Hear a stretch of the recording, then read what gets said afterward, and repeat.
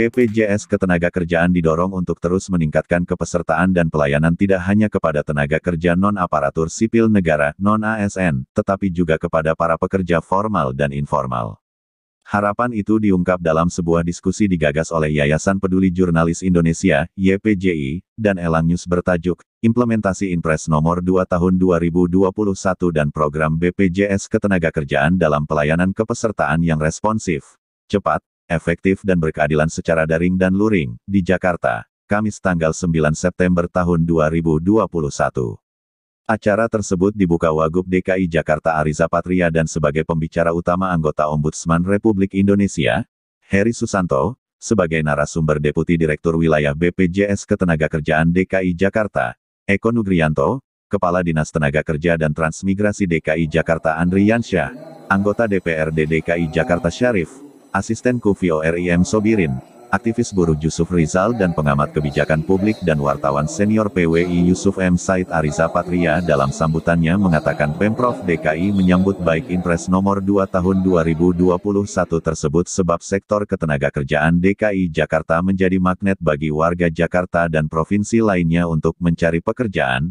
Data Statistik Ketenagakerjaan Provinsi DKI Jakarta 2019 jumlah angkatan kerja sebanyak 5 orang dan yang bekerja sebanyak 4 orang, terbitnya Inpres ini dengan tujuan memastikan implementasi jaminan sosial ketenagakerjaan dengan optimal dalam rangka melindungi seluruh pekerja di Indonesia. Pemprov DKI sebagai salah satu unsur yang memiliki tugas dan tanggung jawab dalam program ini, siap melaksanakan instruksi Presiden tersebut, katanya. Sementara itu, Eko Nugrianto selaku Depdir BPJS Ketenagakerjaan DKI Jakarta mencontohkan di Jawa Barat, kepesertaan BPJS Ketenagakerjaan sudah meluas tidak hanya untuk pekerja swasta dan non-ASN, tetapi juga sudah menyasar kepada pekerja informal, misalnya guru ngaji, pengurus gereja, marbot masjid mendapat subsidi dari APBD, iuran mereka ditanggung pemerintah daerah. Ungkap Eko pun berharap perluasan kepesertaan yang diamanatkan Inpres Nomor 2 Tahun 2021 yang memberi kesempatan kepada pekerja formal dan informal untuk menjadi peserta BPJS Ketenagakerjaan dapat diterapkan di DKI Jakarta. Dijelaskan Eko,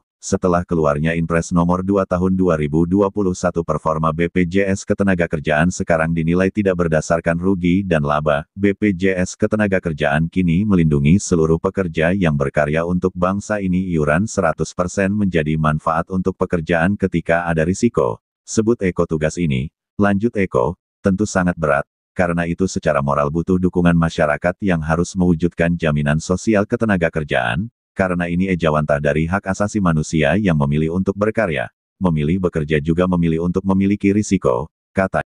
Inpres Nomor 2 Tahun 2021 juga dipuji Heri Susanto karena dengan kebijakan dan kewenangannya itu mengerahkan 26 kementerian dan lembaga untuk melakukan tugas dan fungsi untuk optimalisasi program jaminan sosial ketenagakerjaan.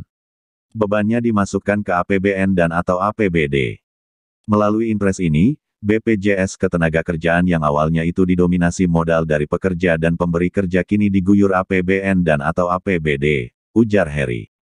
Kini yang menjadi persoalan, sambung Heri, implementasi dari Inpres 2 Tahun 2021 yang masih terbilang lambat dilakukan BPJS Ketenagakerjaan sebagai leading sektornya.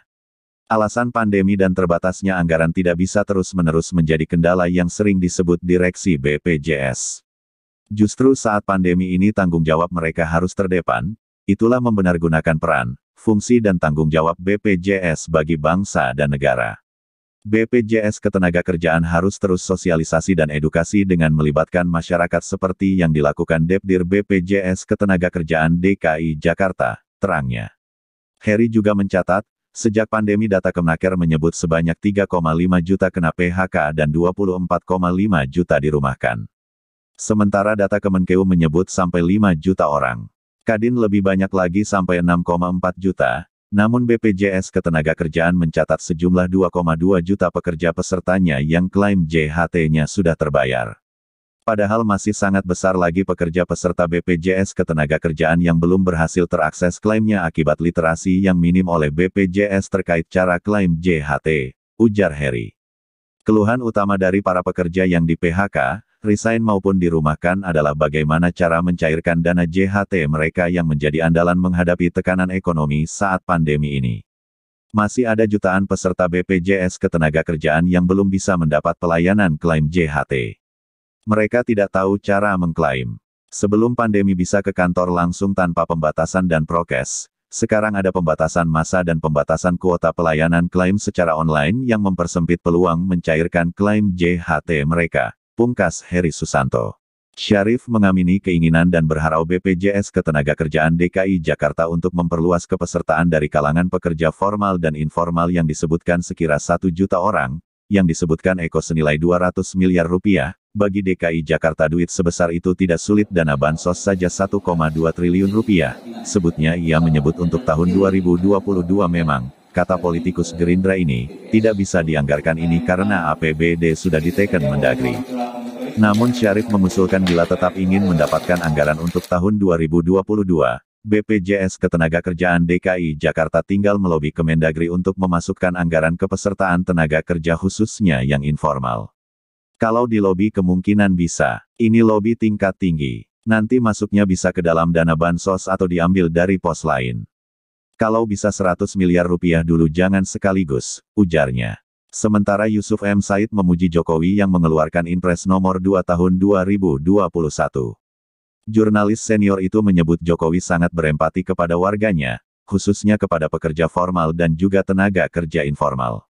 Heri Susanto dalam pemaparan kuncinya menyatakan tekanan kepada BPJS Ketenagakerjaan memang sangat berat akibat pandemi COVID-19 ini. Tekanan akibat pandemi berdampak pada melemahnya roda perekonomian nasional. Dalam pandemi ini sungguh banyak tekanan karena banyak PHK dan karyawan yang dirumahkan. Satu-satunya bekal mereka adalah jaminan hari tua, JHT. Terkait dengan pelaksanaan Inpres ini adalah untuk optimalisasi pelaksanaan program jaminan sosial ketenagakerjaan. Nah, kalau untuk wilayah DKI Jakarta, kita terkait dengan implementasi ini kita telah melakukan koordinasi dengan lembaga-lembaga terkait gitu ya. Kebetulan memang kami dari wilayah DKI ini dapat pairing untuk di kementerian lembaga gitu ya. Kita telah koordinasi dengan kementerian-kementerian yang terkait yang ada dalam Inpres dan kemudian juga terkait dengan Pemprov DKI.